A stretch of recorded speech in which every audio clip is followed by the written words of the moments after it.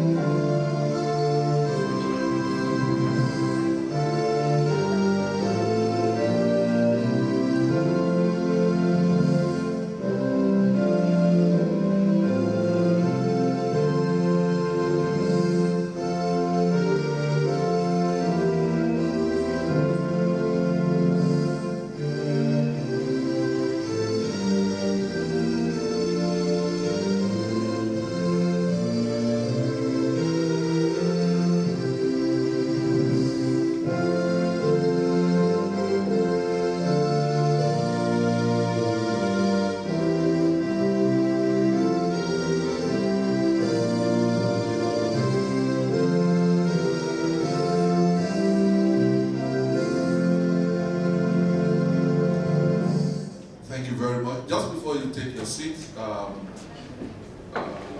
the mood of the nation. We all remember what happened about 2 Sundays ago in Owo. And I think the Southwest governors have asked that we have 3 days of mourning. And I think today is the 4th day, if I got it right.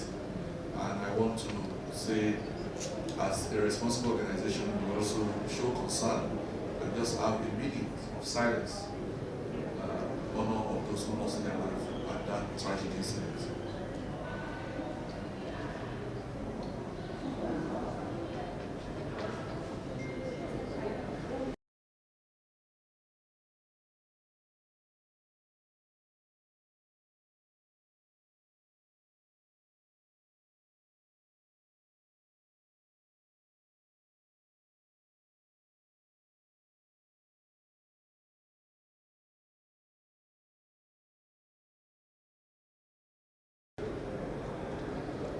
May the soul of all departed have rest in the bosom of the Lord. And may the good Lord wash our country clean of violence in Jesus' name. And of course, in Allah's name. Can we please have our seats, please? So I want to, on behalf of the Governing Council, welcome you all and wish us a very wonderful event. Ladies and gentlemen, it's my honor to invite to the podium to give us his welcome address on behalf of the chairman of the committee, Alhaji Ahmed Rufai Mohammed, distinguished fellow of the Institute and vice chairman of the Fellows and Awards Committee. Mr. Chairman, sir.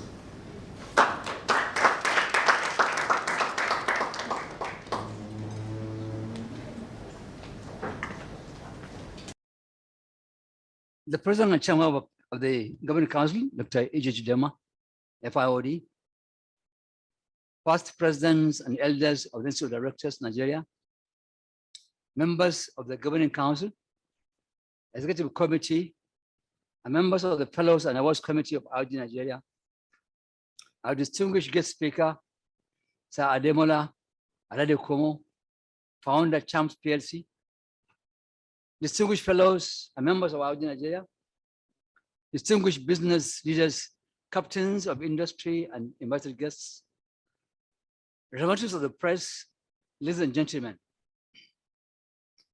On behalf of the Fellows and Awards Committee and all the Fellows of the Institute of Directors Nigeria, I wish to welcome you all to the annual luncheon of the Fellows of our Institute. It pleases me to note the presence of a large number of our Fellows, members and distinguished guests at this year's event, which is taking place physically for the first time since 2019 as a result of the COVID-19 pandemic. The theme of this year's luncheon is innovation, sustainability, and the future role of directors in the Nigerian and global economy. This very important and significant theme has been selected specially by the Institute in order to bring experts and key stakeholders to share their thoughts with our distinguished fellows on how the twin elements of innovation and sustainability affect the role of company directors globally and in Nigeria in particular. Innovation and sustainability are among the 21st century challenges of businesses in Nigeria. For businesses to succeed and prosper, they must accordingly address these challenges within their environment. It is in consideration of this that I therefore solicit your kind and active involvement and participation in the discussions that will follow the lecture to be delivered by our guest speaker on the theme in order to make the event a very successful one today. Our guest speaker, Sir Ademola Aladekomo, who is the founder of Chance PLC, is a resilient innovator and pioneer of many laudable innovations that have become key drivers of the Nigerian economy. He is nationally acknowledged to have contributed immensely to the innovation and development, which is glaringly evident in the fintech space in Nigeria. Sir Ademola Aladekomo significantly pioneered the electronic funds transfer innovation, which led to the emergence of the e-payment and the smart card industry in Nigeria.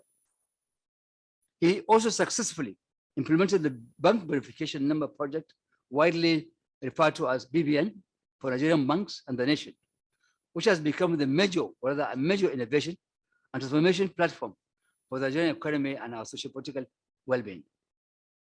So I believe you'll agree with me that our choice of the guest speaker is well suited to the theme of this luncheon. I'm confident that Sir Aladekomo will do justice to the paper he's about to present. And on behalf of the Institute of Directors, I wish to appreciate and extend our gratitude to the guest speaker, Sir Ademola Aladekomo, for honoring our invitation despite his very busy schedule. I also want to thank members of the Fellows and Awards Committee and the Audit Secretariat for respectively approving and organizing this year's edition of the Fellows Luncheon. On behalf of the President and Chairman of the Governing Council and the Fellows and Awards Committee of the Institute of Directors of Nigeria, I thank you all for attending this event and wish you a successful and beneficial participation. Thank you for your kind attention. Ladies and gentlemen, it's my honor to now invite to this podium for our address the President and Chairman of the Governing Council of the Institute, Dr. Mrs. Ije Jidema, Fellow of the Institute. Madam President. I said it feels like a family gathering, as I can see, and I'm quite delighted to be here. Members of our Governing Council and the Executive Committee here present, our eminent past presidents who are always very supportive. We have here past President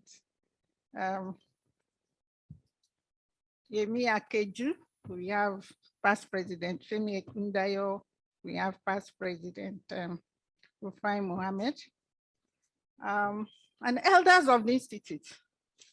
I know the DJ has called them, but since this is a luncheon and we are all felicitating together, I would like to seize this opportunity to pay my obeisance and really thank them for being here.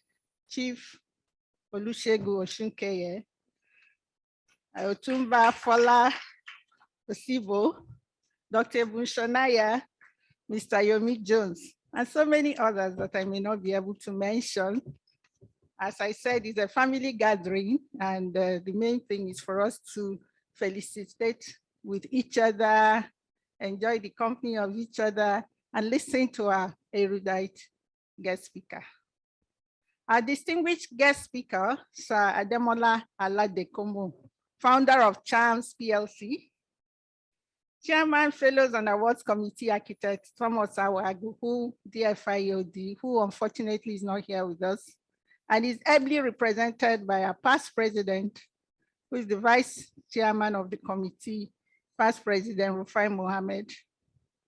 I have my colleagues who have been very supportive, and I wish to seize this opportunity to thank them, colleagues at the PCSC.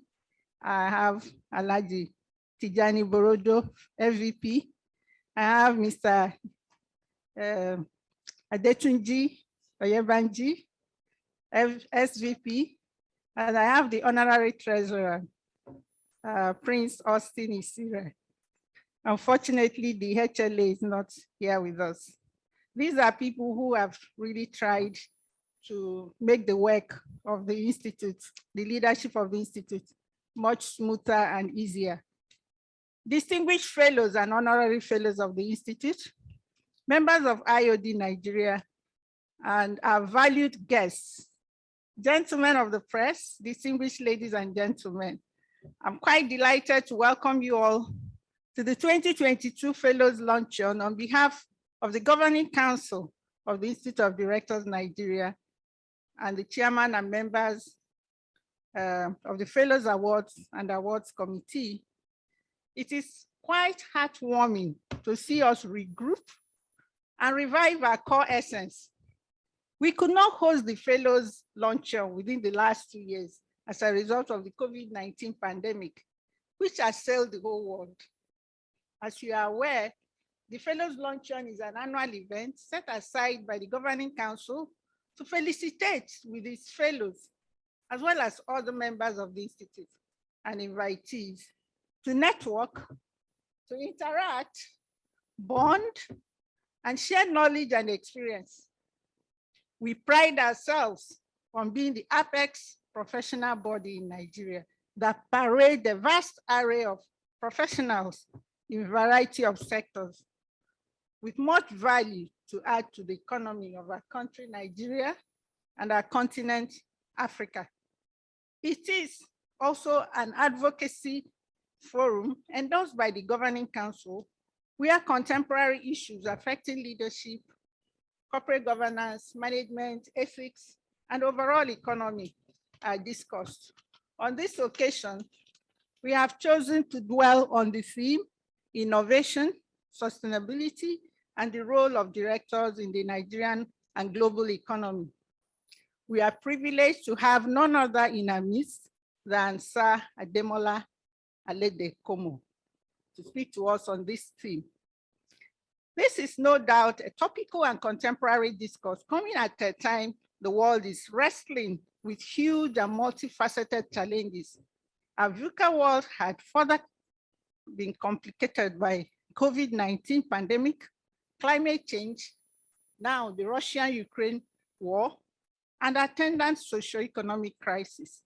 There is therefore no better time to address the matter of innovation than now, as organizations all over the world are concerned about sustainability and survival amidst these issues.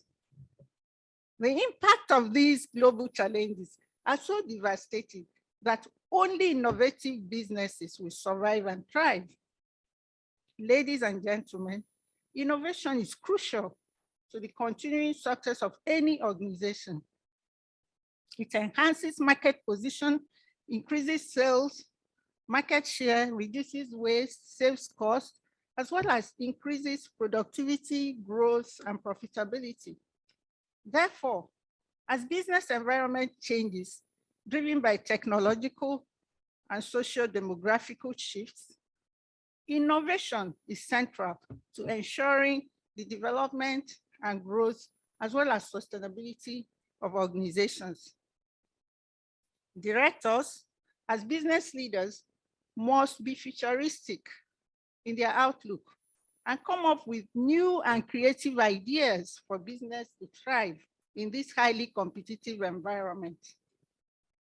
As directors, therefore, we need to lead the charge and play major roles as we have the deepest understanding of the goals and motivations of our businesses, the cultures, the nuances of their operating markets, as well as vested interest in the sustainability of these organizations. Becoming an innovative organization is a continuous journey. While it does not have to be groundbreaking, it can involve simple incremental enhancements in any area of an organization. It requires companies that have a long history and legacy to embrace shifts in culture, process, and structure to become consistently creative. I am happy that our guest speaker today, Sir Ademola Aledekomo, is a remarkable leader and an innovator in his own right. He founded the first indigenous computer maintenance organization, which transformed for relevance through innovation and is now listed in the Nigerian Exchange as CHAMS PLC. Give him a round of applause. He's widely acknowledged as the brain behind the success of the first e-payment card in Nigeria, battered by the value card. He is tireless and selfless. I can say for sure, because he has also worked as the president of the LBS Alumni Association, of which I am very proud of. I'm confident that Sir Ademola Adedokomo's address will be quite stimulating and inspiring, coming from an industry expert and corporate veteran. I hereby encourage you to be open-minded and participate actively in the session so as to maximize the benefits from this gathering. On behalf of the Governing Council and entire members of the Institute of Directors, Nigeria, I thank our guest speaker for accepting and honoring our invitation. I also thank the chairman, Architect Thomas Awagu, DFIOD, the vice chair who is here, and members of the Fellows Committee, the Fellows and Awards Committee, as well as the Secretariat for their effort in organizing this event. I thank those that have joined online. Thank you very much. Once more, my apologies for starting late. Thank you. Enjoy the luncheon. Thank you very much. Thank you very much, Madam President. Another round of applause for the President, ladies and gentlemen. I think she has set the tone for today's discussion. So, ladies and gentlemen, we already have the profile of our guest speaker. In fact, somebody this morning told me that the profile did not do justice to our eminent guest speaker. But just because we started late, I want to implore all of us to read his profile from the brochure. Is on page 4 of the brochure. And of course, for those online, we have also sent you the e-copy of the brochure. You can also check his profile there.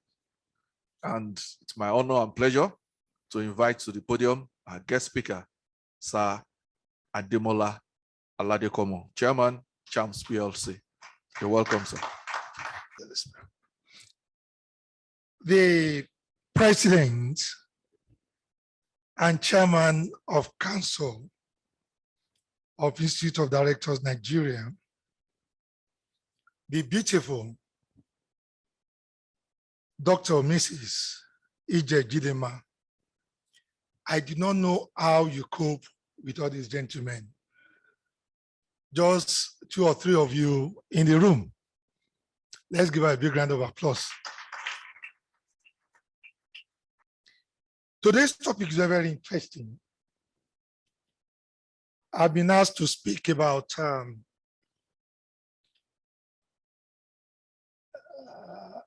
okay, my presentation slide.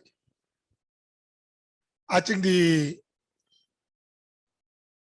topic has been very well introduced by 3 of the speakers already. Innovation, sustainability, and the future role of directors in Nigeria, in the Nigerian and global economy. The first thing I did after we agreed on this invitation was to question the future, because the future is today. The future is today. And as you go along the line, you know that we cannot afford to wait as a people anymore. The future is now. And a lot of your functions, a lot of the things you are doing, a lot of the things you're going to be talking about today are already happening. We're going to also question the issue of the global economy. For me, charity begins at home. As we go along the line, we see that we need not be overly concerned about the global economy. We have real, crucial, and present issues in our own environment than to be worried about the global issues. And this topic really speaks more to Europe and to US than to us in Nigeria and Africa. We're going to talk more about that as we go along the line. And my issue is why we focused about the global economy when Africa is suffering, whilst in Nigeria we have crucial issues. And why is Africa so important? In the next 20 years, Africa will dominate the world for one singular reason: the youthful population that we have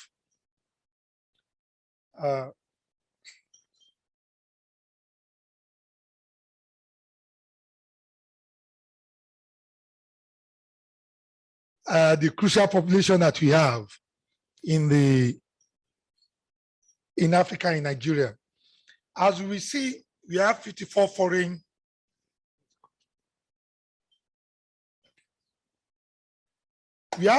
sovereign nations in Africa, and we have about 17% of the population of the world, about 17% of the population of the world.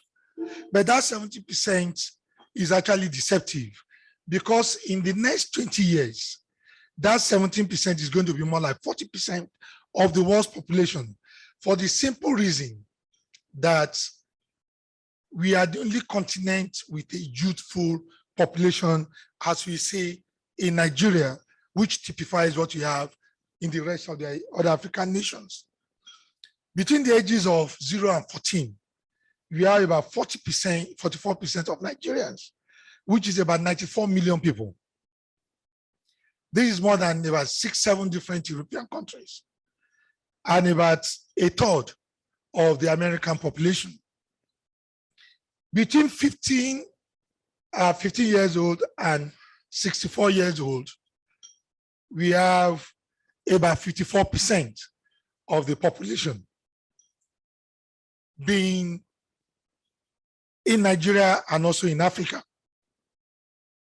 And that tells us quite a lot of things, that in another 20 years, this will be the market we should be addressing. Not only that, we have a lot of resources that are available in Africa and in Nigeria. So why are we so overly bothered about the rest of the world that is not doing us anything? Please, the next slide. I like that video to be played, and this is from BBC. I'll kindly play that video briefly. I only have the world will look and feel very different. The rate of change is itself speeding up, and 20 years from now, power will have shifted dramatically. So who might be up and who might be down 20 years from now? Let me take you on a journey of possibles. Up, Africa. A rapidly increasing population could fuel Africa's surging economic growth, with a pool of young, better educated and globally connected workers. But the biggest revolution in Africa might be the spread of vast super arrays of far cheaper solar panels. To quote one energy guru, the world will have learnt to put solar panels where the sun actually shines. Also up, China. The superpower. After cornering many of the world's vital raw materials, could it now control both its own people and many other countries struggling to repay its loans? Could we see a world where China exerts its influence through movies and music too? But if there are winners, which countries could be losers by 2039? Down, perhaps most of Europe. Financial services and banking will be overwhelmingly driven by AI, so Europe loses much of its global edge. Parents who once urged children to become lawyers and doctors begged them to become designers, artists, even actors. Anything creative, not easily done by robots. Down, but not out, the United States of America, eclipsed by China. Okay, thank you so much. Some of the key points we need to look at is the youthful population of Africa, and that was from BBC, and our population figures do say it. Today, to maintain your population, you need to have a birth rate of 1.6. Most of European countries are below that threshold. They are between 1.1 and 1.2. That means that their population is going to be declining. And similarly, US, why not for the Asian and also the Mexican communities? America will have gone below the 1.6, range. But how long are they going to use that? For the first time last year, China came below that rate, having a dwindling population. So in another 20 years, you're going to be laying a lot of emphasis on Nigeria and Africa. But let us look at the situation in our own environment today in Nigeria. And I'd like us to look at this graph very well. The chart is telling us quite a lot of things. The yellow bit of it is a single company that is just 27 years of age. 27 years of age, and that is MTN. They got to Nigeria about 22 years ago, thereabout. Today, that company is more valuable than all Nigerian banks. Our dear president and chairman of council will relate to this from First Bank perspective. A company that you borrowed money to 15, 16 years ago. Today, the combined valuation for your banks is not up to that single company, which today is now a fintech company. No longer a telco, a fintech. Now, I see that is not bad enough. Look at Flutterwave, a 6-7-year-old company. More valuable than all the insurance OFIs combined. And about a third the value of all the banks in the country. Now, why are these two companies and Kuda, a microfinance bank, Kuda is a microfinance bank, more valuable than all insurance companies in the country? The same thing, you take a Paystack. Paystack is almost the combination of the OFIs and all the insurance companies put together. Now, this is Nigeria today. This is the Nigeria of the future.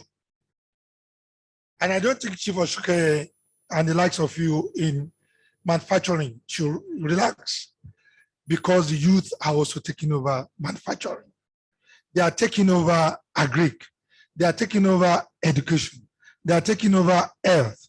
Even the death industry, the afterlife industry, have been taken over by these younger guys. Soon enough, you're going to have cemeteries that are afterlife tech all over the whole place. Retirement, they are taking over. That is the future of Nigeria. That is the future of Africa.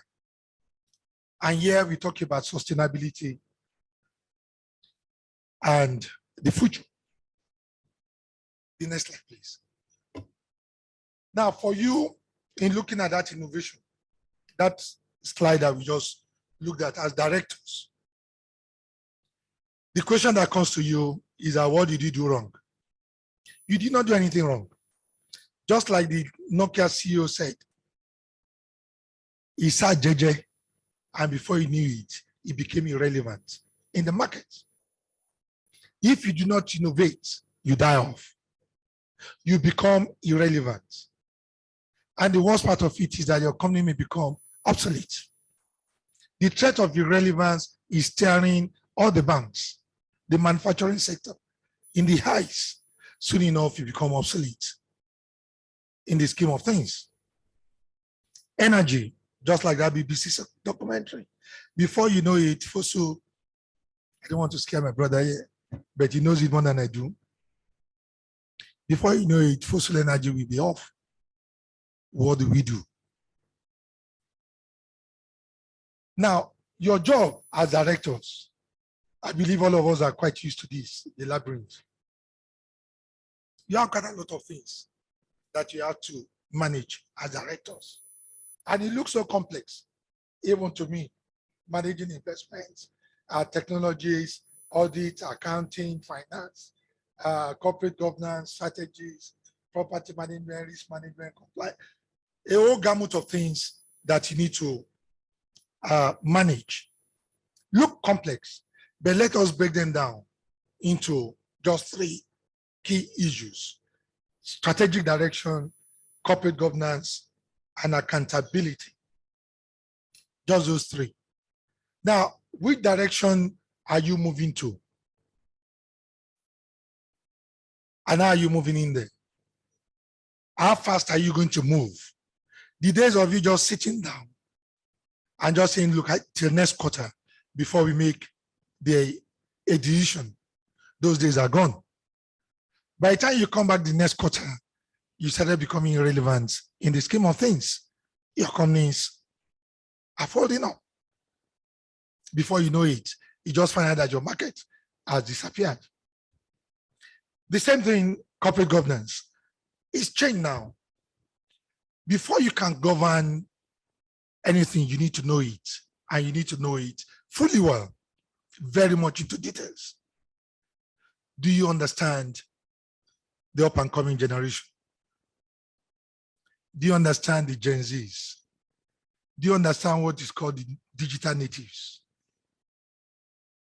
That is your market. As we demonstrated, almost 75% of your market is in that age of 0 to 45, right? And if you look at that statistics, beyond 64 is scary.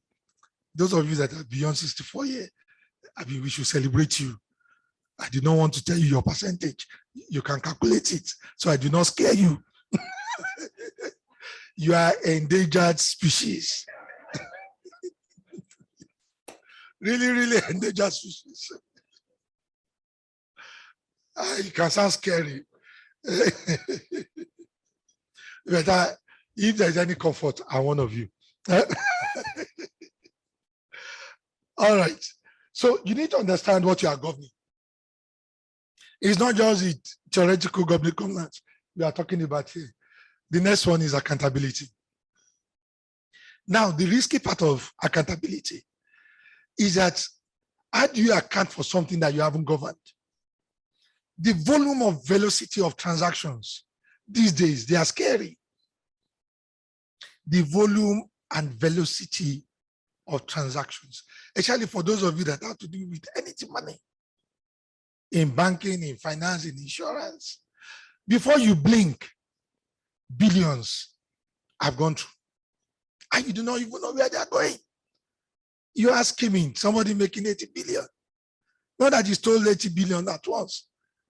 Just taking 5 naira, 10 naira off his salary accumulates to 80 billion.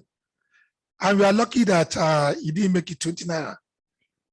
It could have been 200 billion before we know it. The volume and velocity of money these days can be alarming. Now, we look at innovation. I won't go to the theoretical bit of it. How do you innovate in this current climate where things are very volatile? They are uncertain. They are complex. They are really, really ambiguous. For those of us that ever use slide rule, and I know that a couple of us here will have used slide rule. I don't want you to raise up your hand if you use slide rule.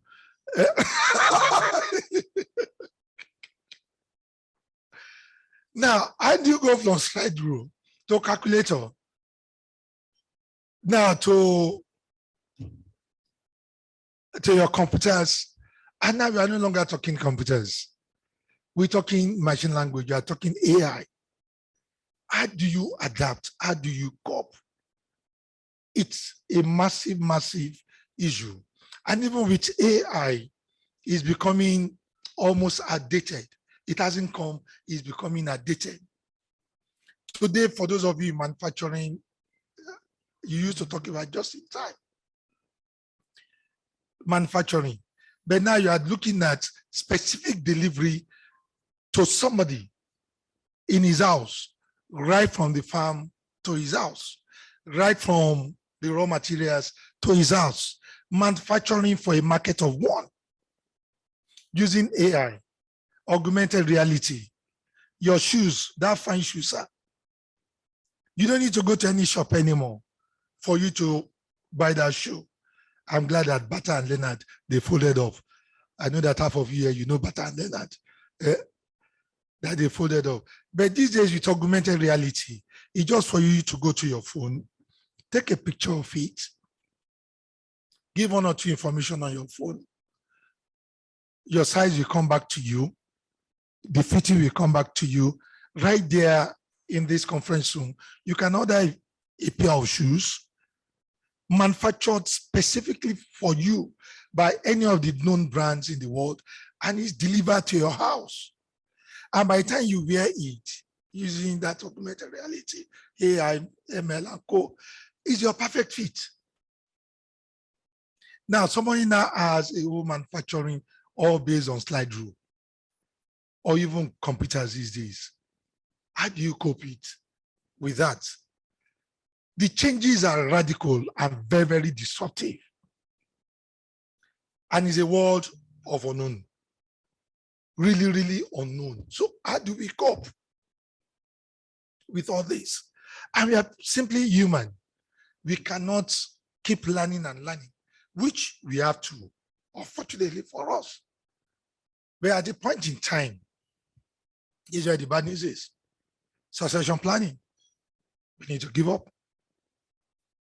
And then let either AI take over or allow the next generation to take over. And if you don't do it in a well-managed succession planning, it might then become chaotic for that organization. It might then become a case of obsolescence or irrelevance in the marketplace. How do we transform ourselves digitally? Now, these are the 5 areas we need to look at in that transformation. The first one is competition. What is our competition doing? It used to be in the past, and that is what has been happening in an environment whereby we have what you call the red ocean. The bankers, especially, they all fight for the same customer. Thank God they no longer use our young girls anymore for marketing.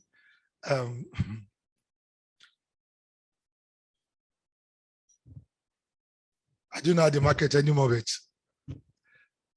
the market of FX is becoming an issue. I believe we are all familiar with the blue ocean strategies.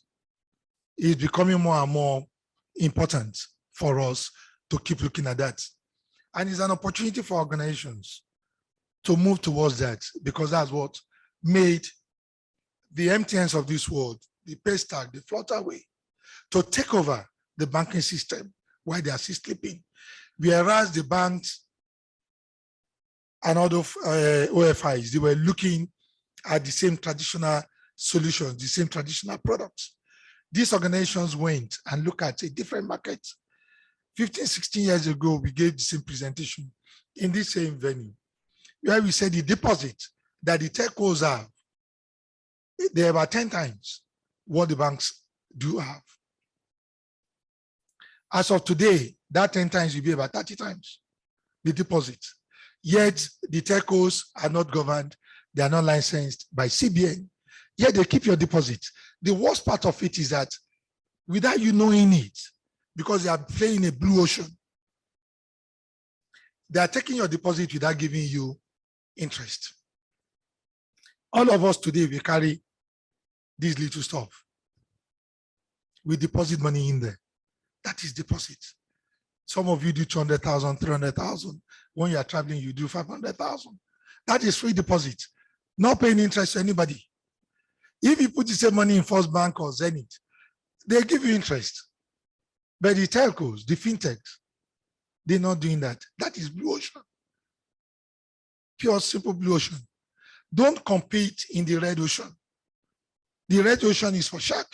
It's either you are killing people or they are killing you. So for you today to have digital transformation or to start warming up your mind digitally, you need to start looking at the blue ocean strategy. And that I will leave for other speakers to treat, but it's a very good one that we need to look at. For us to survive, it has to be blue. Creating markets that are non-existing for now. And if they're existing, where you can actually dominate. And the African market, the Nigerian market, is a virgin market. Pretty virgin. And for those things that have been said about charms, I think we have 1 or 2 slides on it. They are all virgin markets, most of the areas we play in.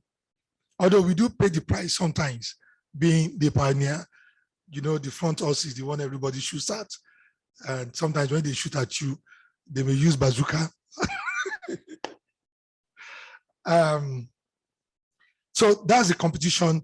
I want us, when we go back to our board, to look at our companies from the Blue Ocean, our strategy, our perspective.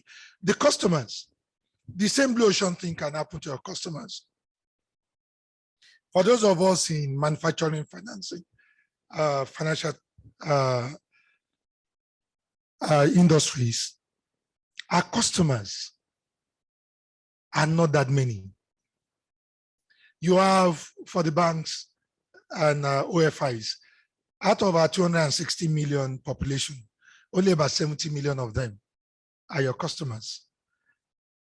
And about 64 of you, you're fighting for those 70 million. What is happening to the remaining 140 million? How do we empower our people? How do we catch them from birth? How do we use Blue Ocean strategies towards designing and using technology to capture those students from primary school to secondary school that are yet unbanked? How do you capture the farmers? How do we empower them first and then capture them into our system? Innovation, we're going to talk about that a little bit more. You've already said it's very, very disruptive. If you are not innovating, you die off.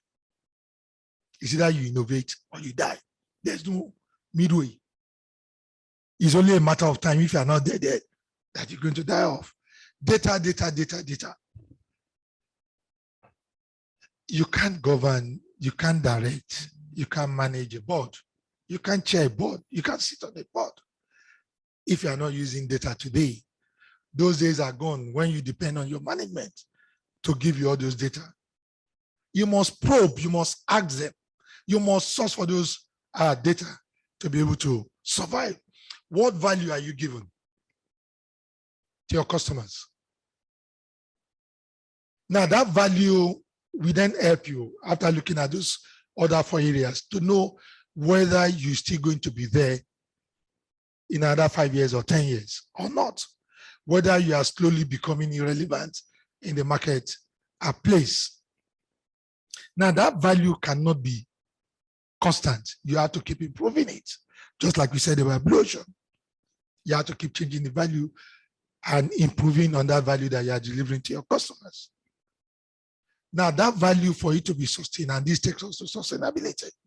I do not just want to look at sustainability from the global SDG or UN SDG perspective.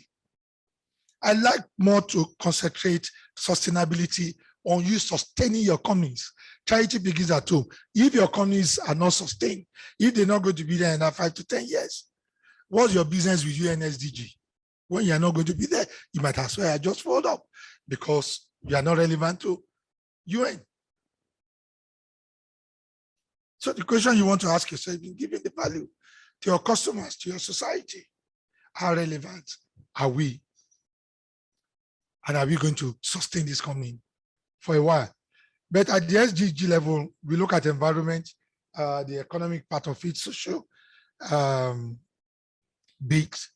And if you're able to take environment, economic, and social together, we now have sustainability. Now, environment is important. Don't get me wrong. Just like that BBC video told us, energy is going to become an issue. Being green is going to become an issue. It actually pays to use renewable energy and to have just in-time delivery to consumers, not just in-time delivery production, in-time delivery to consumer. Nobody wants to know how you produce. China is still going to be out of production. How do we use the mom and pop production to deliver to the next customer, thereby reducing your cost? Now, by doing that, you can look at your environment and you can make it sustainable. Social bit of it, we've discussed that if you are not relevant to your local economy, a lot of the SDG things, they look at Europe, they look at America, good. We should look at it, but we are not at that particular level whereby we take a lot of time looking at those. But we still use the same 3 pillars of sustainability, which is people, the planet, and prosperity. We've already covered people in terms of our consumers. If we're able to do that very well, then no problem. But some of the pillars that I'd like to lay emphasis on here is inclusiveness and diversity under people. Our women are becoming very powerful, and they have these instincts on boards if you use them very well. The days of male dominance, as I can see here, for all of you, I think you can use your brochure and just use it like this. Don't use your hand to cover your face, because you are my elders, because you've over-dominating this room. It's almost like 50-1.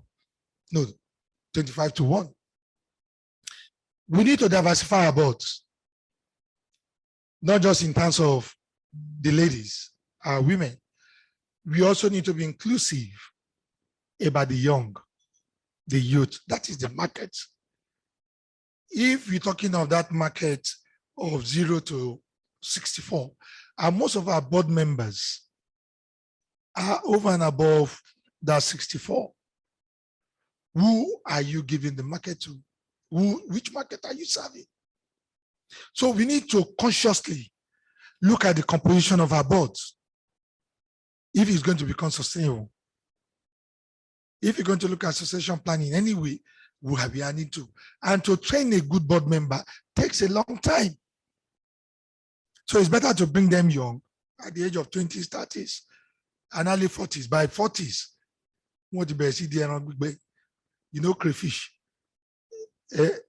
or fish, once it's dried, it becomes difficult. But we need to diversify and be more inclusive. Today, in terms of sustainability, you look at people with disability also. The market is huge. People with disability. We have about 15 million Nigerians that are disabled. I'm here to come across organizations that are catering for that particular market. 15 million market is no joke. That's about 3 or 4 European countries put in place. So sustainability, we look at people, we look at the planet, the greenery, renewable energy, and things like that. The most importantly, prosperity of your consumers, of your nation, of your organization. Now, but one area that I like to also look at under sustainability, which is not under the SDG 1, is government rascality. Government rascality. And that is a major issue. That's one that can actually collapse your economy overnight before you know it. And I like to read this verbatim, if you do not mind. I'm not a newscaster, but allow me to read this quote from this gentleman called Belot Breck. It says, the worst illiterate is the political illiterate. He hears nothing, sees nothing, takes no part in political life. He doesn't seem to know that the cost of living, the price of beans, of flour, bread, of rent, housing, of medicines, his health, all depend on political decisions. He even prides himself on his political ignorance, sticks out his chest and says he hates politics.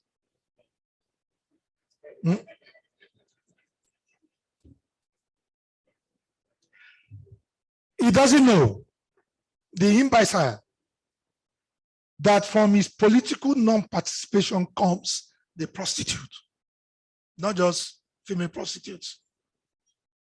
A lot of those people in politics are prostitutes.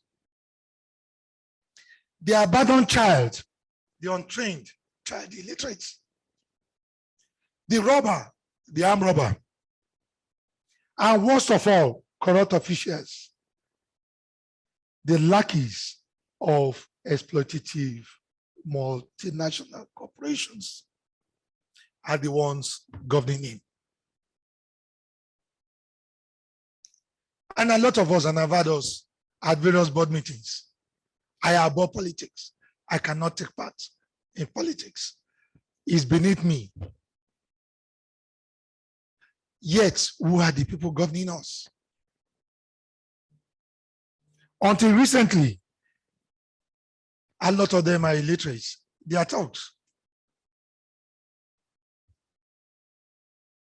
Armed robbers, people that made their wealth out of your sweat, out of the future of the up and coming generation. They've mortgaged their lives. We're lucky that our debt to GDP ratio is pretty low for now, but the debt is climbing, is rising by the day.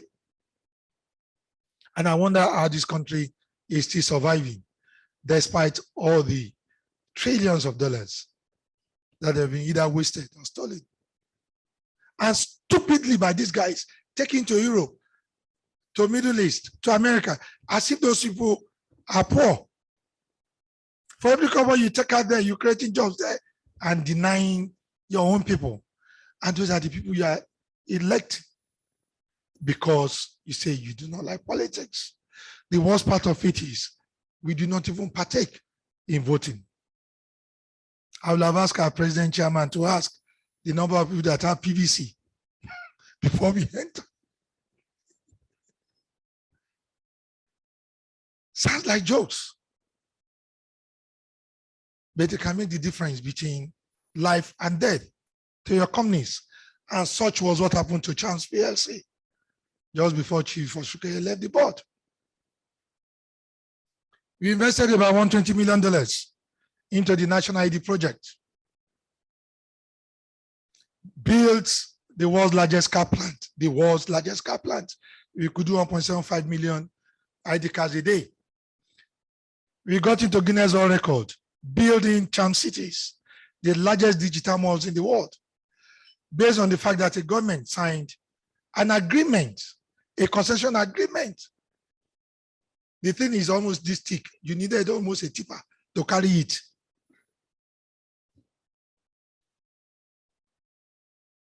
We thought we had an agreement. We didn't know we were dealing with robbers. So we went ahead and implemented all the systems. We said we are going to give 100 million Nigerians ID cards by year 2009. 100 million Nigerians, identify them, give them cards by year 2009. When a particular president was there, he made us come to the villa. You know the particular gentleman.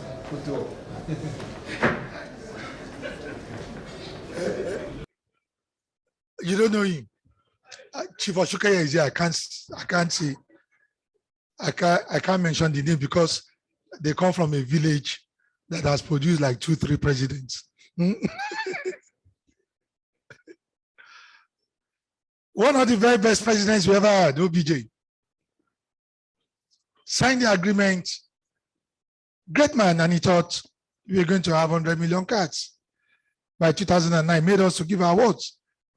And thanks to the chief of Shukais of this, we were able to raise the money from Nigerian Stock Exchange and implemented all these things. Signed the agreement, only for a new government to come in there. Agreement that was supposed to be signed September 2007. Finished. 2007, September, not done. Delayed till 2010. By then, because we gave our promise to a particular president, we implemented everything. Got into Guinness World Record, yes. The largest car plant yet, employed more than 1,000 Nigerians to man all those. Yes, got approval from the board of Chief Oshuke and Co. to implement the same centers, charm cities, in 36 states, so that within a year or two, 100 million Nigerians will have gotten ID cards. Not just numbers, ID cards. What does a number mean to a man that cannot read or write?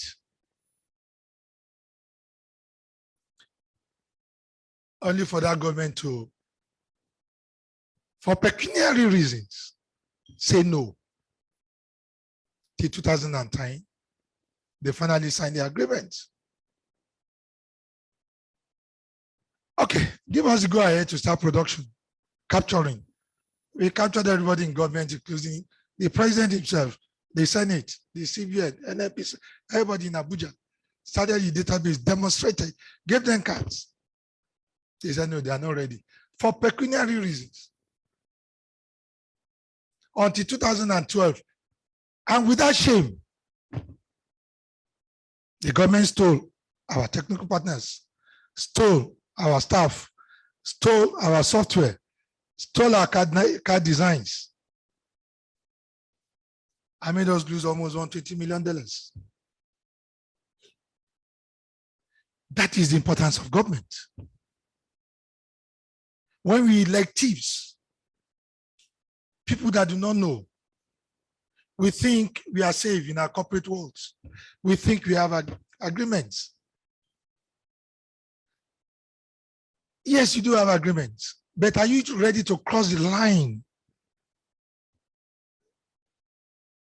Like somebody who said, look, if you couldn't get this figure well sorted out, I'm not going to be part of it, corporate governance. Now imagine a corporate body paying bribes. If you are not ready to cross that line, then you can't afford to elect thieves. And that is where your sustainability comes in.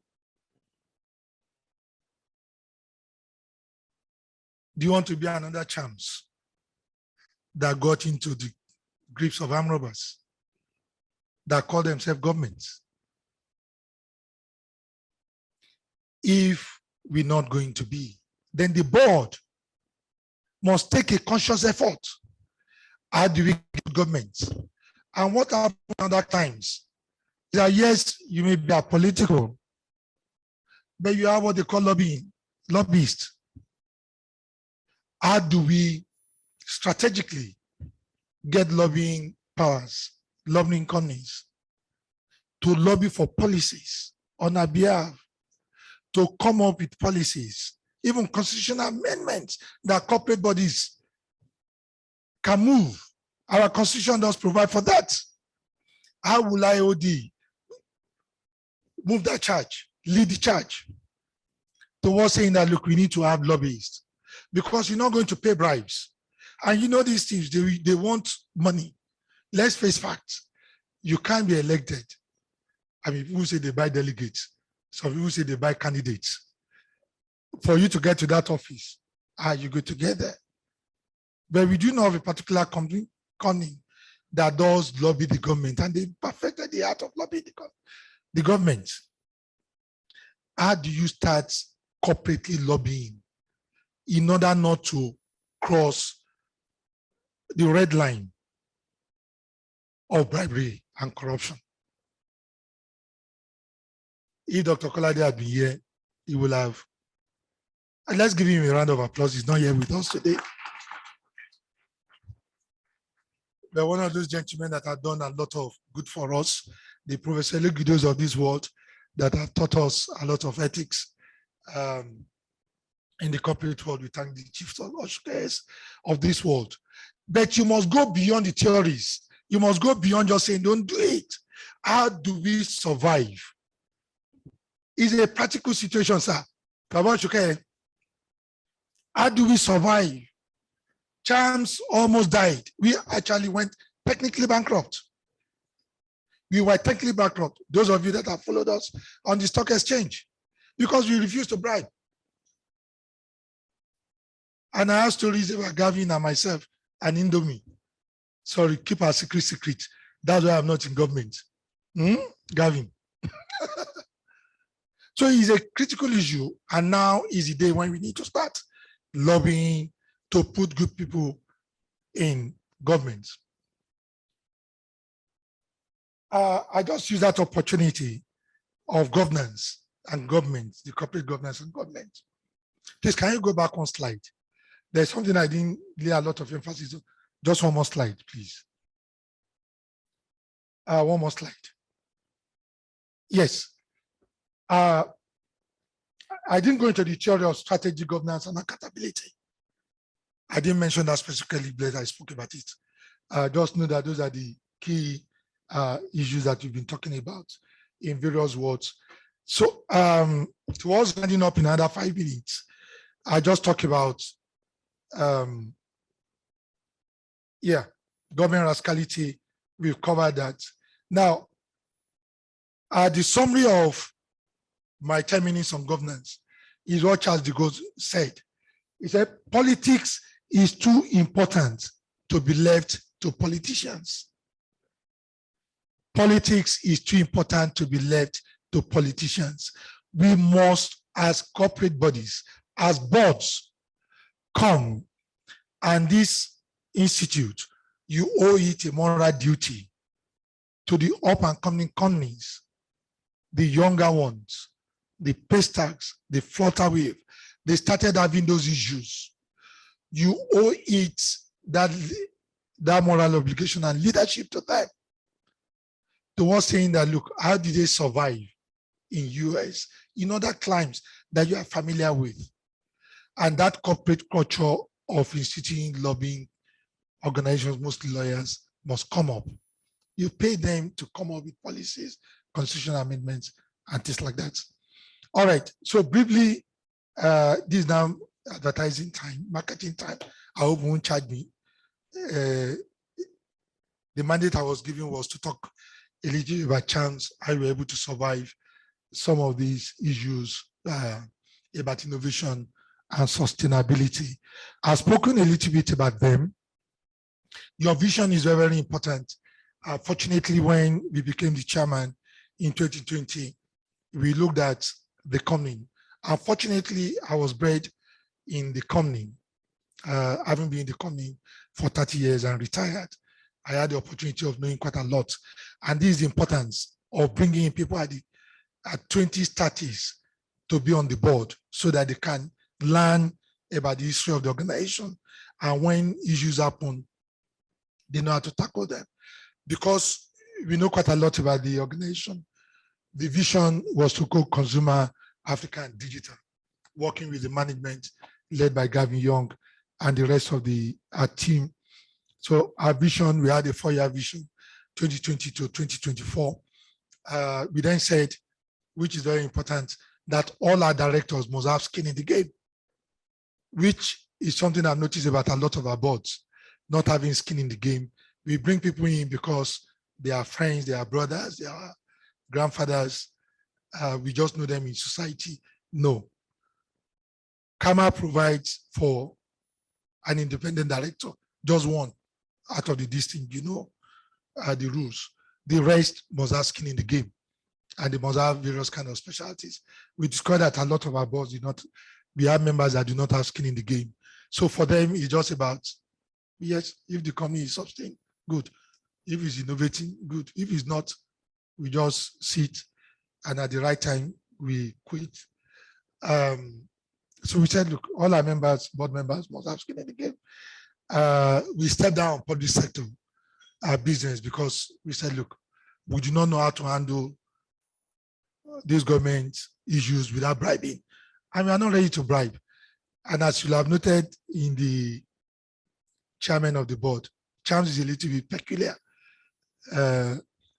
We are one of the few companies whose vision is to glorify God by service to humanity. So we carry that badge with honor. 2 of our chairmen are priests. No apologies about that. He's worked well for us. So because of that, we cannot bribe. Because we cannot bribe, the best way is to step down on public sector, despite our history in the public sector. We made innovation to be our watchword. Fortunately, we have an history of pioneering, but we now say, look, it has to be continuous. We need to incubate a lot of companies, and you see it has to go along the line.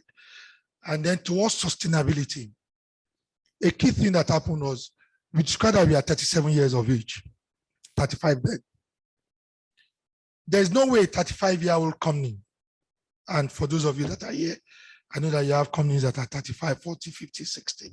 There's no way you can be as competitive as the new guys.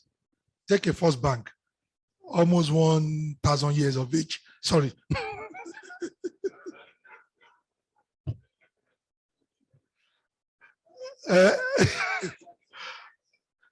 But Union Bank, take solace. Union Bank is younger.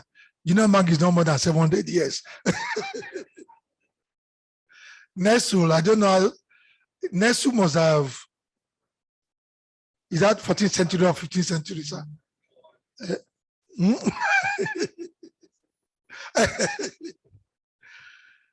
There's no way you can be as agile as the younger companies.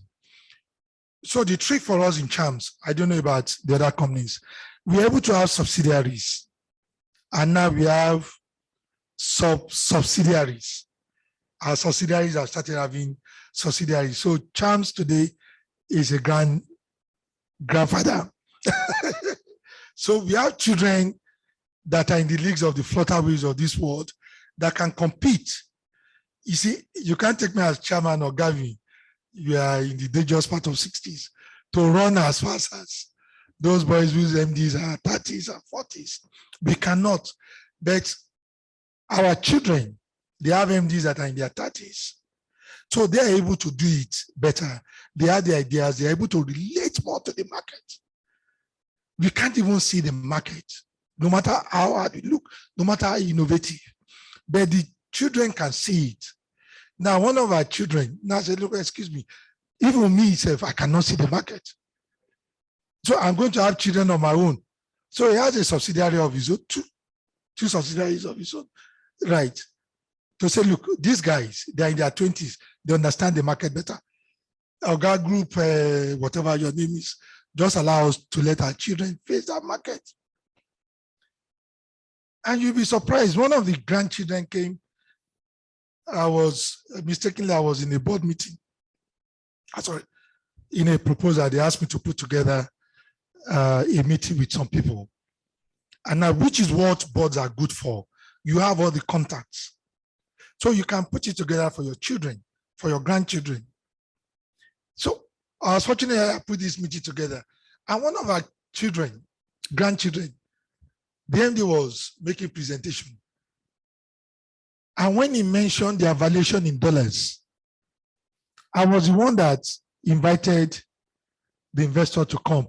I shouted, I said, Oga, you can't mention that kind of figure. He said, that's what his company is worth. The worth of that grandchild is more than Chance PSC Old Co. I just couldn't believe it. I had to question her. I said, look, please, can you justify it to the lady? It was a lady. And the gentleman stood up and justified the valuation in dollars. I was alarmed. How can your grandchild be more valued than the Orco? But that is the way it should be, because you understand the market. Whereas our valuation methodology at Orco is a little bit different. It's okay, so what have you done the past 10 years? What kind of assets do you have? Just like First Bank or UBA. It's not that they are not valuable. It's just that they are just old. And you must accept it. When you are old, do like the old people do. And when you are young, I didn't say that too. Thinking you said it, retire. But in this case, retire from the field. Let's have subsidiaries and grand subsidiaries that can tackle the market for us.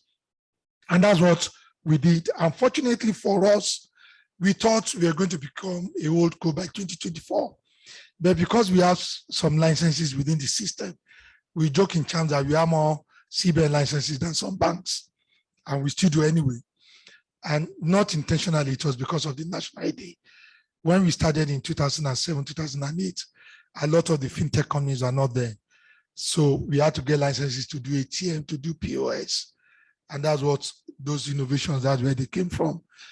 So we have a lot of licenses in the system. So CBN just came up with a rule, which is another thing about lobbying. So CBN forced us in year 2022 to become a whole co, which is good for us. We thought we were going to become a whole co in 2024. So today, as of our last AGM in April or April, we became whole co. So just some tidbits. A problem well stated is a problem as solved. Please, some of the lessons that we mentioned there is not to make fun of us. I'm part of it. But there are problems. My grandmother will say a problem well stated is a problem well solved. My Form 2 teacher also will say, he who knows not and knows not that he knows not is a fool. Shun him. He who knows not and knows that he knows not is wise. Teach him. A word is enough for the wise.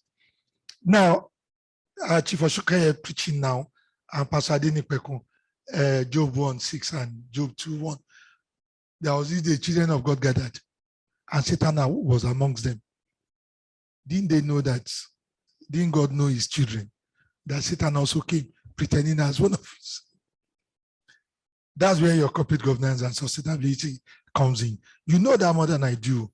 There will always be issues in life. There will always be issues amongst the board members.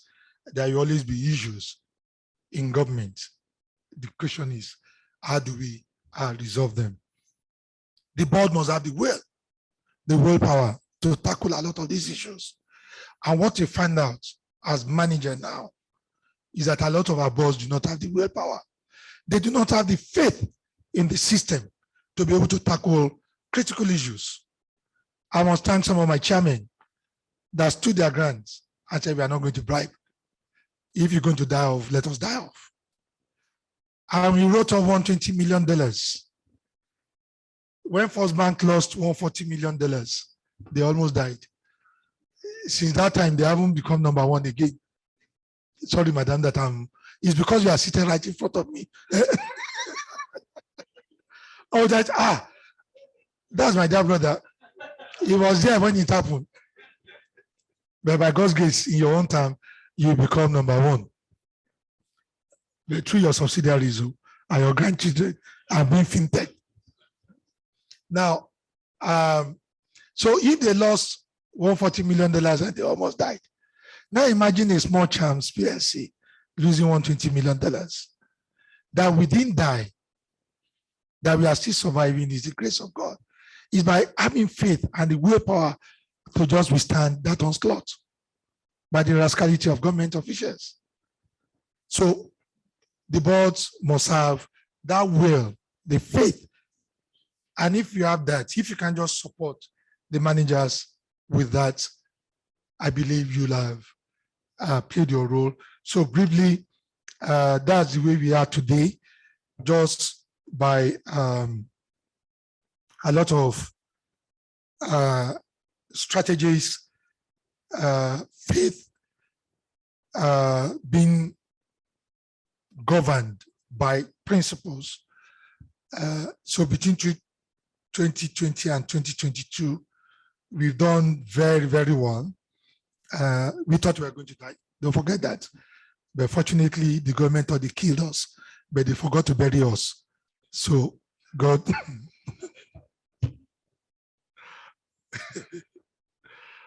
So we are given lifeline again. We're back. The subsidiary, so we have a switching company doing very, very well with still a lot of licenses and some of the world's major partnerships. Chance Access doing very well. Chance Mobile, companies that we thought were dead, they're not valued at billions and billions. We dominate in the telco environment, doing SIM cards now, and we still do very well on the card, bank card businesses doing very, very well. But we're still innovating. Those three companies down there, confirming Blue Works and Studies, there are massive subsidiaries coming up, doing great and mighty things. Studies with Prince Bimbola Shure, trying to resolve massive issues in our education sector. trillion naira market, billion naira market, Blue Works trying to tackle, bringing those 130 million people that are not empowered back into market, and also a lot of the artisans, and then confirming, looking at their identity and things like that. And in the past 2 years, we've grown in terms of valuation due to a lot of the value created by our subsidiaries in just 2 years by 803%. 803%. So in summarizing, of sustainability, for me, it's not the usual just sustainability as UNSDG. It's more to look at the threat of obsolescence or irrelevance in the marketplace in terms of environment under sustainability. Yes, we look at renewable energy and the green theories. It's very, very important for us to save the climate, save the earth. But again, let's look at the environment as it's defined. Otherwise, this market is huge. 260 million people, and approximately 140 million of them having that spending power is huge. You don't even need to go to Ghana to, it's a waste of time. Even the power is water, infrastructure. There are markets that you can look at.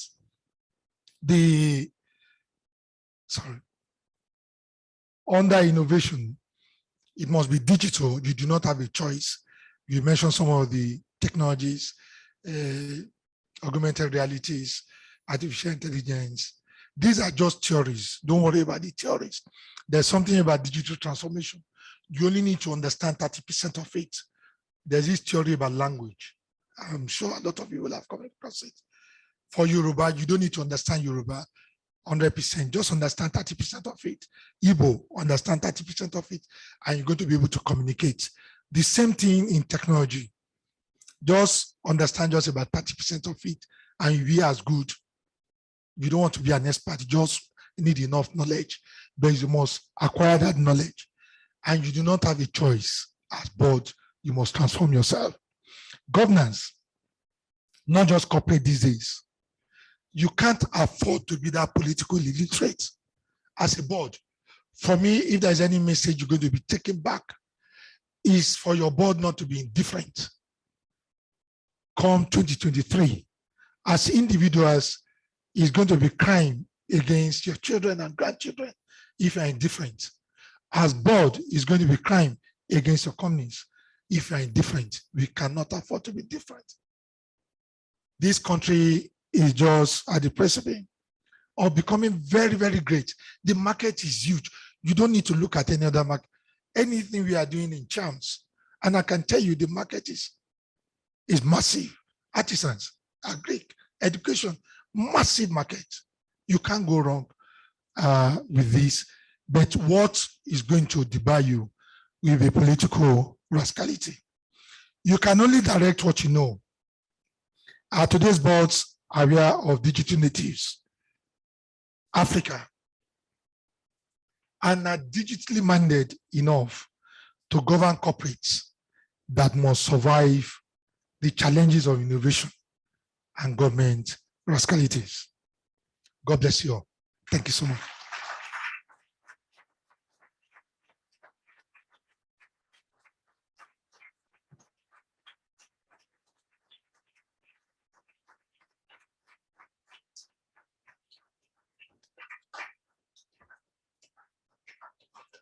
Distinguished ladies and gentlemen, I said the climax. You can see that I was right. That is vintage Ademola Aladekomo. A round of applause again for our guest speaker, ladies and gentlemen. I want to thank Mr.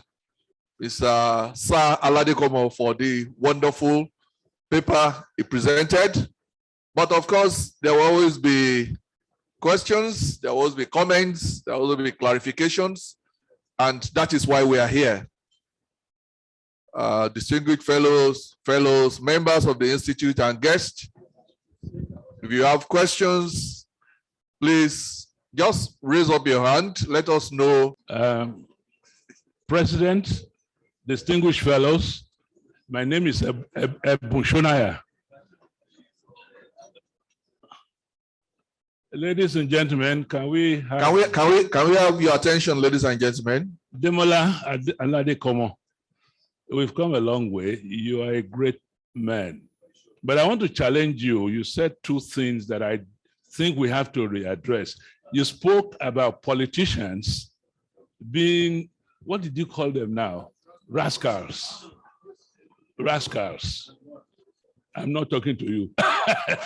I'm not calling you one. You also, you are a sir. And I'm sure that sir did not come from Court of St. James. It must have come from the church. Between church and politics, there lies the problem of the business people. I was a product of church, and before long, you will know that I was the son of a pastor. It was through the grace of God that I did well, if I did well at all. That is, then when I was part of politicians, I was born into politics, I associated with them, but I made a decision that, oh, because I believe they were rascals, I'm not going to be part of them. It was one of the biggest mistakes I made in my life because they determine what we are going to do. Mr. Aladekomo, I believe that what you are into, and I'm sure your driver will corroborate,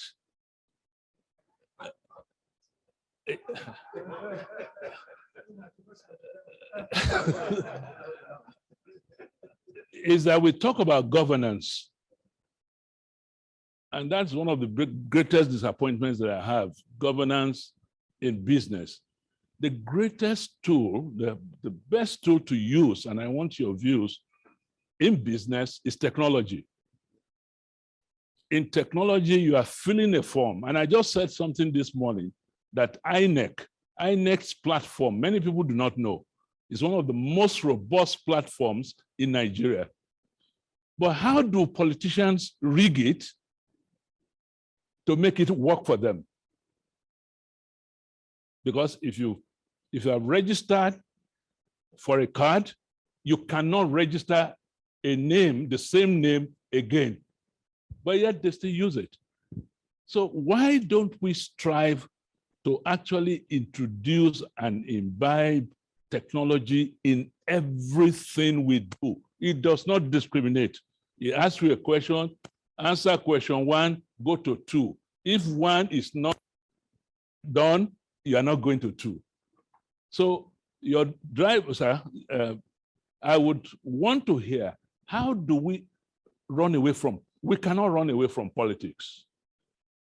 That's number 1. Number 2, how do we make it compulsory that technology and not religion, not ethnicity, is the order of the day?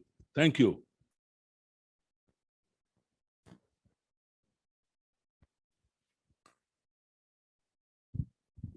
My question is to the professor,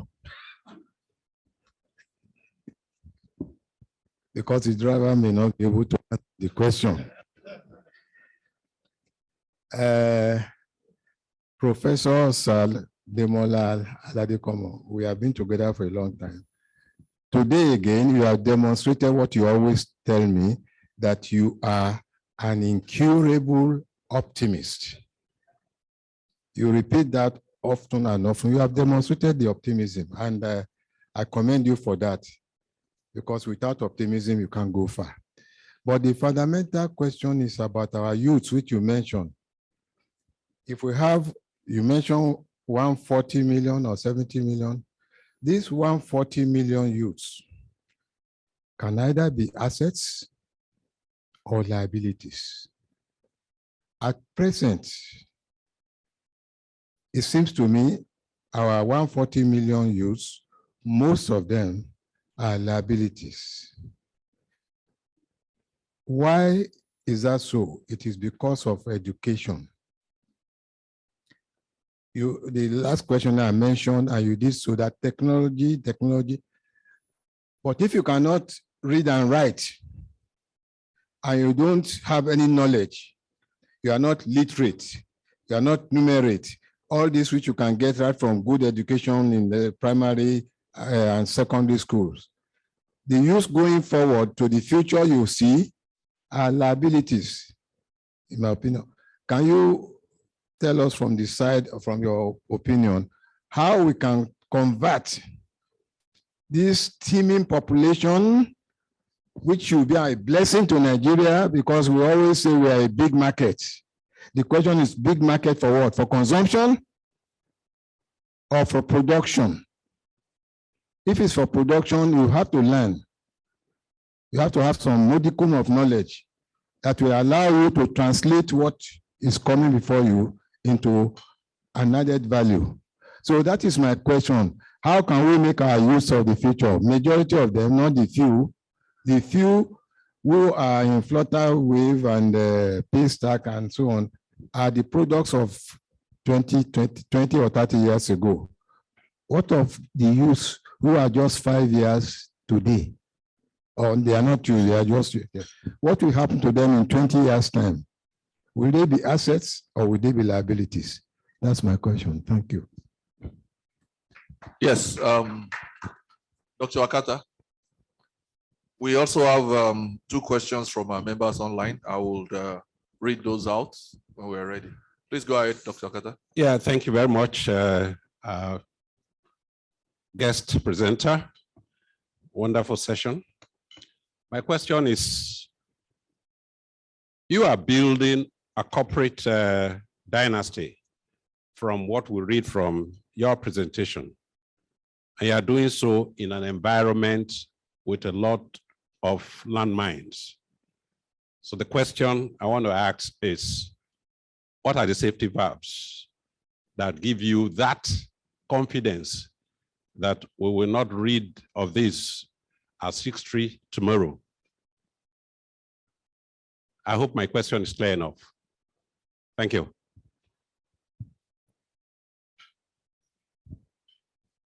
Okay. Yeah. Mr. Heke, go ahead, sir. After this, you take the. Okay. Thank you very much, guest speaker.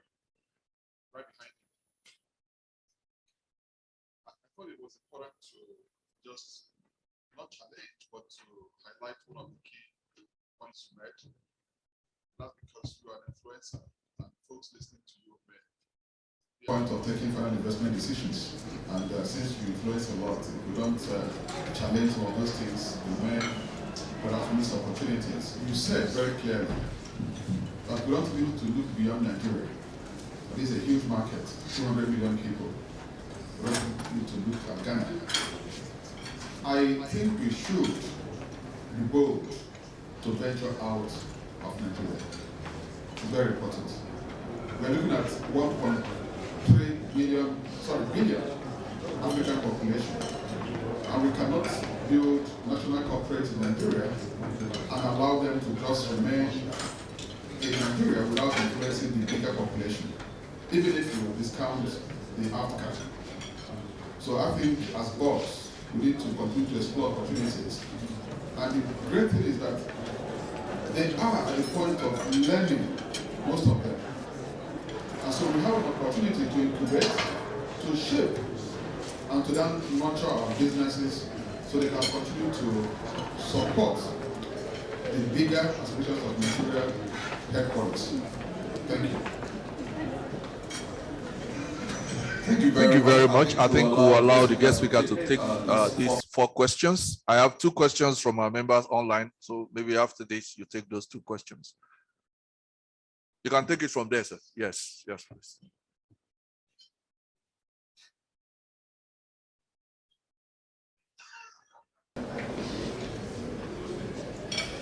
All right, thank you so much. 4 great questions. The first one is by Dr. Bushaya. He spoke about politics and the church, governance issues. But let me just focus on the INEC platform. Just on the INEC platform. Because of time, I skipped that particular slide. If you look at that slide up there, those are some of the national projects that we are fortunate to have done.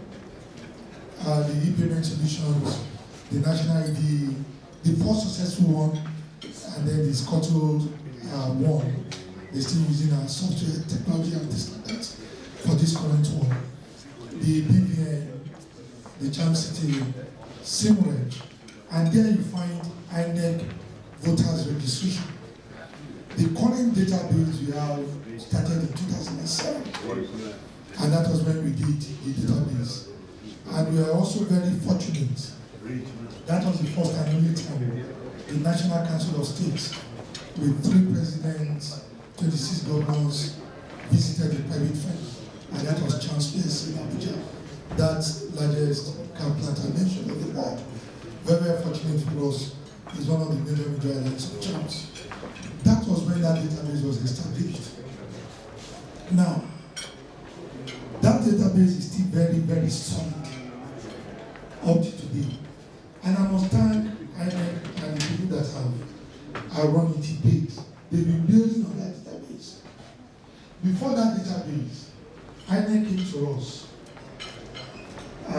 in December with 72 million records. They said they had 72 million voters. So create a database, a voters record for us, and also do 72 million cards. So what they actually gave us, do 72 million cards, create a database of 72 million. So we ran through the 72 million records using our technology, AFIS and co. And we came up with 54.3 million Nigerians. We removed the tiger, we removed Bill Clinton. Because we thought Bill Clinton was not in Nigeria. We thought the tigers of this world that he died some time ago. So we removed all those. And we were not challenged. We thought the tiger was going to us of the time. But he writes, Bill Clinton did not come to Nigeria to complain. So then we then have 54.3 million records. Did 54.3 million cards within 90 days, delivered it, and that election went well. And that was when General Buhari said, after visiting all that, he's now sure that the country cannot go ahead without 2007 election. But he forgot that machines do not conduct elections. People vote. You still need that technology. What do politicians do? Yes. What did politicians do? They couldn't manipulate the database. And up to date, that database cannot be manipulated. But like I said, jokingly, you can either buy the delegates that you get you paid, or you buy the candidates, right, that you get to get the nomination. Now, if you notice, once they have that nomination, it's becoming more and more difficult to rig our elections. And that's why the challenge to corporate Nigeria. Your votes now count because we have that database. If you look at Osun, the difference between the winner and the loser was about 521 votes. In those days, somebody will just sit and write, look, in a state of 4.5 million people, they say 7 million people voted. But these days, the difference is just that. So the technology itself is solid. Now, writing results is also impossible now. And that's why you see people campaigning and campaigning and campaigning. What you now need to do now is to mobilize the voters, most especially the youth. The technology is now solid. And I can, even though I'm no longer part of the operators, but I can tell you that the technology that INEC is deploying is very, very solid. And I must thank a gentleman around INEC, Professor Jaga. he did an excellent job maintaining that database. We were involved in 2011 and 2015. We were not involved in 2019, but I can assure you, all of you here, that technology is solid. And even if you rig, you will have seen that people go to course these days and they throw away those riggers. The only one that is still confusing me is one particular governor in the Southeast that came forth and still became the district. How that happened, I didn't mention the name of Tunji. How that happened has nothing to do with the technology. So I will appeal, let us all turn out, make our vote count, either party or whatever, whoever you vote for, just let it count. Chief Oshukayo, the professor, I am the driver, but he's giving me some answers. The youth population, are they assets or liabilities? We need, you are right, sir, as of today, there will seem to be liabilities because they are not educated. But there is something about Nigerians. I don't know what it is. In chance, you have this income management trainees. So we employ young people a lot. And even in Smart City now, we employ mostly young people. You bring a man from the village, like one or two of them from my village, they are here today, with beard. Within a couple of months, these people, they become experts in IT. I don't know, Tunji, you will have seen it. A couple of you, there's something about the Nigerian that within months, they become experts in IT. And that's why you find a lot of our younger guys having unicorns. All those companies, they flutter with. Their boys that passed out 7-8 years ago. They schooled in Nigeria. But yet they're able to do things that organizations out there are not buying them for billions. So we can't write off our children. But I must blame some people and encourage others. I have a major issue with ASU. Major issue. Last night, I still protested heavily on social media. ASU is busy destroying the lives of our children. Busy destroying it with these incessant strikes. Their professors are the ones in INEC. They are the chief electoral commissioners when all these states are voting. So the rigging that may happen without the technology are being perpetrated by these professors. They are the ones manning ministries of education and the agencies. Why the incessant strike? Where do they want the government to find the money? They want the money, police want the money, health wants the money, infrastructure wants the money. Yet you all depend on this oil. I think they've overstayed their usefulness. So a major problem is also destroying the lives of our children. The second encouragement for us and for corporate Nigeria is to take over the educational system. We need to take over primary schools, secondary schools, and universities. You must thank the Anglican Communion with Crowther University, the Methodists, and the churches, the Redeemers of this world, the Redeems of this world. They are our best universities today. The government university should die and then let the private sector rise up. And from some of the works Gavin and his team are doing in China and Prince Olashore, there's education finance to fund education. So yes, it may take some years, but the journey of 1,000 miles must start today. Corporate Nigeria must take over education. Government has no business in business. They cannot run education for us. It's up to us to discourage them from running education before us to raise the lives of our children. So today there may be consumption, but within a few months and years, we can convert them to production. Dr. Akpata The landmines and the safety valves. The landmines are many. They are, you need the grace of God to survive in the country. But the same way you have the grace of God to survive, you have the opportunities.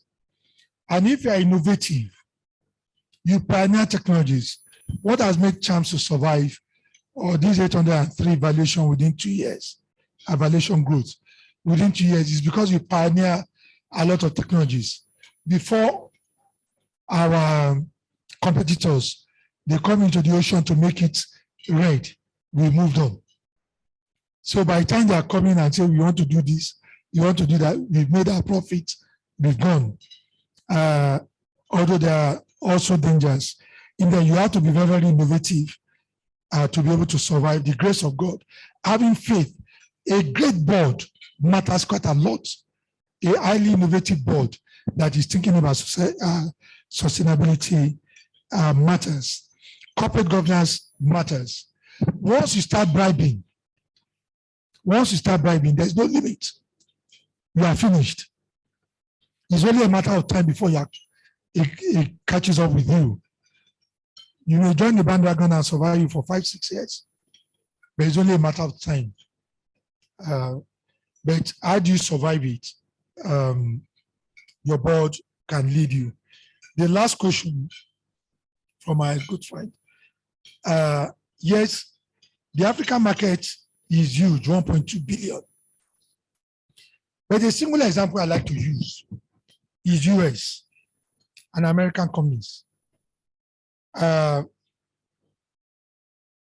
tried going to Africa over and over. The cost of doing business in Africa because of languages, even flight, you want to go to Liberia or Sierra Leone, is a 1-week journey. By the time you go, the flight that took you is come back. You have to wait 2-3 days. Liberia, the same thing. Rwanda is doing well now. Yes, it's good you look at that market, but my people say charity begins at home. For the financial sector, the total number of market that you've addressed is less than 70 million.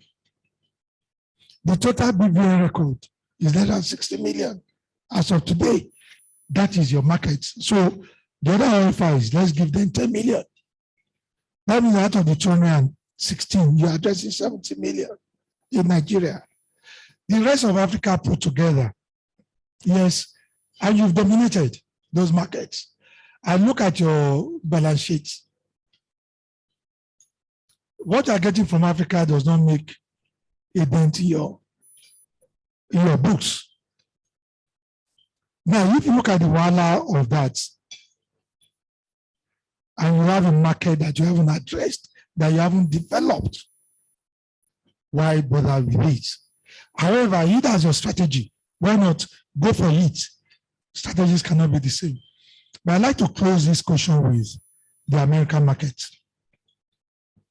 Microsoft, Bill Gates was invited by Margaret Thatcher to UK. And he said no the first time. He said no the second time. Until Thatcher called the president of US, I think it was Reagan then. And he now called Bill Gates. That's when he now went to UK. And what was Bill Gates' argument for not going? He said, look, the American market gives me almost 90% of my revenue. So the remaining 10% come from the rest of the world. Why am I bothering myself with the rest of the world? And the second, look at their revenues. The rest of the world does not make any difference to them. That 340 million population, they developed it so much that more substantial part of their revenue. Look at all the companies come from US market. So when you say you are from Nigeria, there's something you are doing, you are trying to get Elon Musk to partner with us. So the only thing they can do in Nigeria is Starlink. And that's because it's by internet, they can stay in the US They are not fly down to Nigeria. We take 12 hours. They are not interested. Europe, they are not interested. Anything we cannot do remotely. But American market, their solar city, and that's just with 340 million markets. With our 260 markets, if we develop it, substantial part of our revenue can come. However, strategies differ coming to coming. The board may make a decision to go Africa. There's nothing bad about that. It's just that I believe the Nigerian market alone, with the resources we have, we need to develop that market before we take our charity outside. Thank you so much. Thank you very much, sir. So that we are also very inclusive, I would like to take this next set of questions from those online, and that will be the last set of questions for this session. The first question is from Alhaji Sule Bichi, and the question is this: my company has committed to adhere to Foreign Corrupt Practices Act, that's the FCPA of US. How do we promote some legislations? I'm sure he's talking about Nigeria now. How do we promote some legislations in Nigeria without, quote and unquote, Ghana must go in Nigeria? How do you differentiate bribe from lobby? That's his question. The second question is from Mrs. Irene Uba, and it says, thank you for a brilliant presentation, Sir Alade Komo.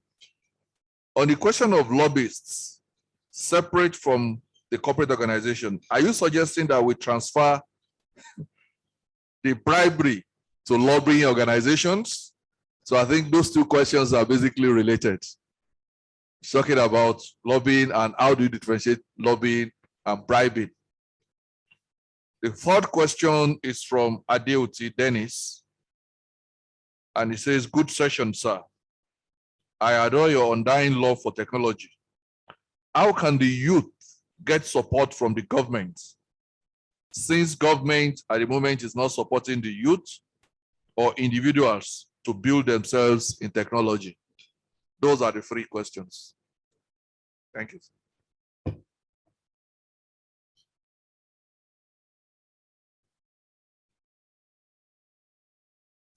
Beautiful questions again. I believe that just two questions. Yes. Alhaji Bichi and Irene Uba, practically the same thing. The US Foreign Acts law is a very, very good one, and it has really helped us in the environment, especially with a lot of the multinationals. They are learning their lessons. Heavily, one just got fined about 1.2 billion less than a month ago. Some royalties. I believe they will do that again. We need to find a way to translate it and make it an act of the National Assembly.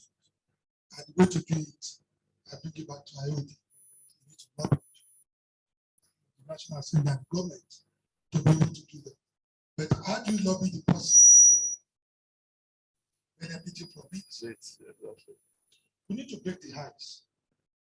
And IOD, an organization like IOD, can do that. And I use that to come to the main question. Separating lobbying from bribery. What lobbying does is that it prevents that act of bribery, for starters. It allows that same foreign act that you are talking about to have been legislated without the guy knowing it, that this is going to be the end result of it.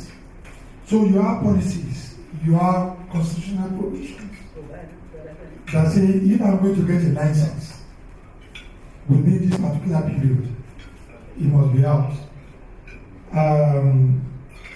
Which laws can I use? In banking, there are the rules and regulations guiding that act. CBN, especially interactions with CBN. Now, they are already entrenched in the Constitution. Now, when it now comes to the actual act of lobbying, most times it's not because the guy on the seat actually needs money. And this is where I need to defend quite a lot of our civil servants. We worked about 25 years in civil service. Please, can you put on that slide? Again, you see that 25 years of our life, there are major national projects. We were lucky that we didn't have to bribe. We are not saints. I'm not saying we are saints. We give Christmas gifts when people are getting married. We give when they have children. But not to get any of these contracts. And this is being broadcasted live, nationwide. Then what will a lobby guy have done? Or a lobbyist have done? INEC, which maybe the first bit of corruption, from your perspective, I can almost say that 90% of the people there are clean Nigerians. They are brothers, they are sisters, they are clean. Then what happened is that because of our rush to get a contract, because of our incompetence as a company to get a contract, we now go to that 10% that is corrupt and now arguing to pay the rules for us. Because we are in a rush,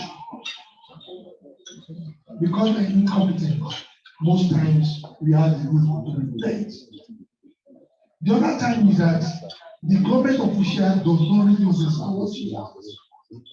So what the lobbyists will do is to understand you and take his time to go to the government person and say, this is what this guy wants. These are the rules. I just explain it to them in languages that they understand.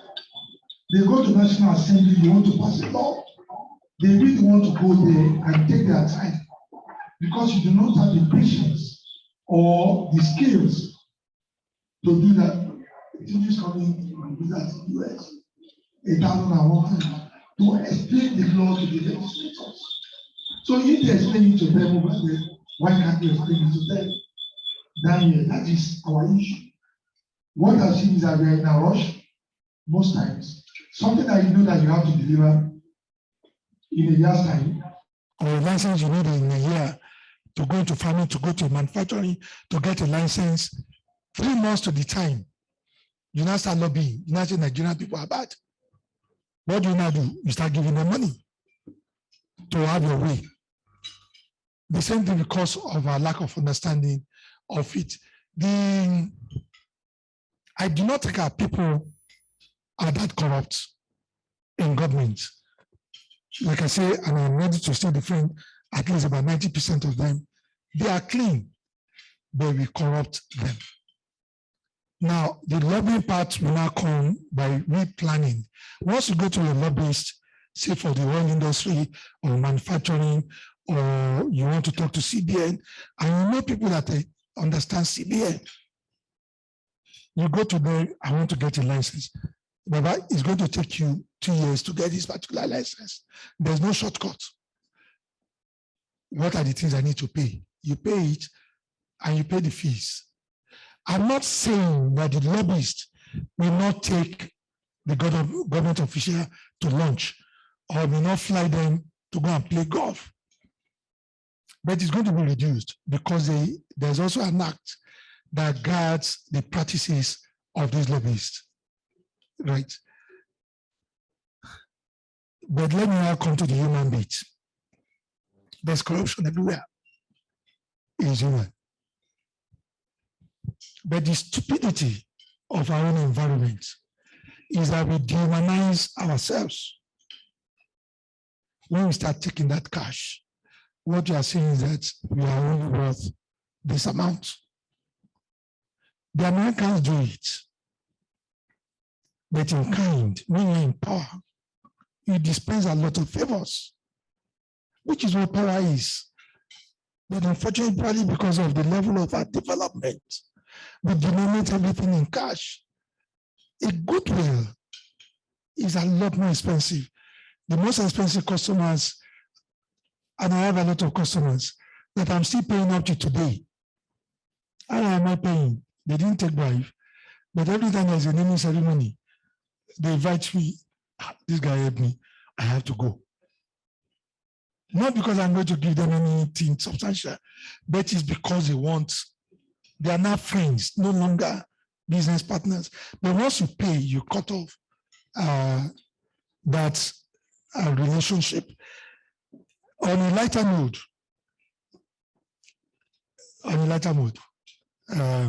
Bill Clinton, when he left office, he got a private office worth $65 million.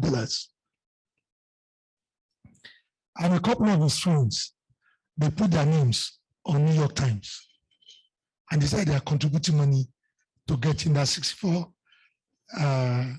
million house. He bought a house in New York, upper New York side, about $28 million. One single individual gave him that $40 million. I'm sorry, I don't know whether it's $28 million or $40 million, but we can Google it. I'm sorry, it's $28 million. Gave him a loan to payable over 40 years. A loan payable over 40 years. That is the power of goodwill. He must have done one or two favors, but he did not denigrate, he did not bring himself down. While in office, you could have gotten $1 million or $500, which is what the Nigerian government official would have done. And then you can just do this favor. Then the gentleman now got to know that he needed a house. Now, I'm giving you a 40-year loan. And he declared it publicly. Who are you to now come and say, I can't do my friend a favor? That is not a bribe anymore. You may call it whatever you want. So we shouldn't bring ourselves down by denominating everything in cash. There are a lot of things in cash you buy.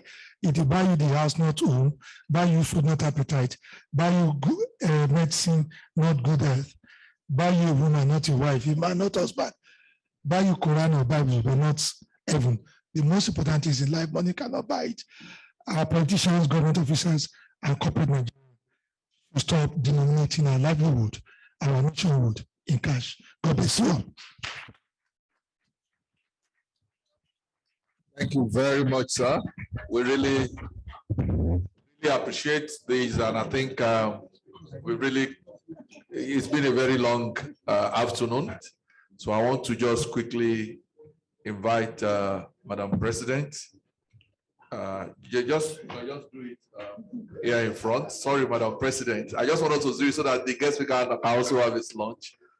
And members of the top table, that is the first and second vice presidents, and of course the two past presidents here present. So please join Madam President to present the plaque of appreciation to our guest speaker. Distinguished ladies and gentlemen, I'm sure we have all learned a lot from our guest speaker.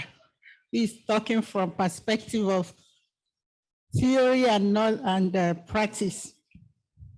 So it's my distinguished pleasure to present this plaque to Sir Ademola Aladekomo, founder, Charms PLC, in appreciation of the honor he did in accepting to be our guest speaker today, 2022 Fellows Luncheon, our first physical outing post-COVID.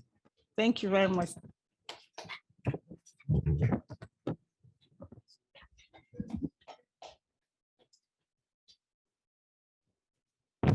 A round of applause, ladies and gentlemen. Thank you very much. You can just continue with your lunch now. Thank you very much.